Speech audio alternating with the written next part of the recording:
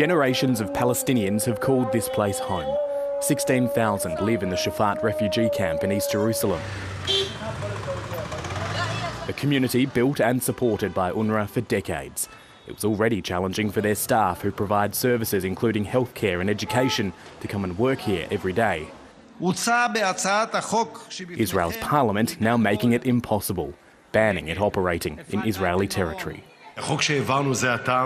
Anyone who acts like a terrorist has no right to exist in the state of Israel. UNRWA is not an aid agency for refugees, it is an aid agency for Hamas.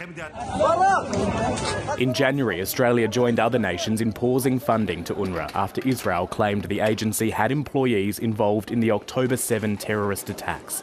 9 staff were fired, but a UN investigation was unable to independently verify the intelligence used by Israel to make the allegations. Australian funding resumed in March, this ban opposed by the government. The Foreign Minister posting on social media, UNRWA does life-saving work.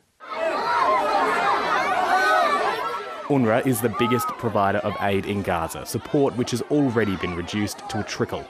The UN's top humanitarian official has warned that the entire population in the north is now at risk of dying.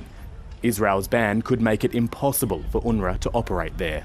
You won't be able to move in Gaza without being subject to possible attack. There'll be no visas for international staff, no work permits. Supply chains will fall apart. You guarantee more children being killed. And I'm sorry for the lack of diplomacy in my language, but I think we've moved past the idea of sugarcoating this. We will simply see more little girls and boys in Gaza unnecessarily killed. The legislation approved by the Knesset comes into force in 90 days, a time frame which has been designed to give Israel an opportunity to make new aid arrangements for the Palestinian population. Israel's parliament backing this proposal before that crucial detail had been sorted out.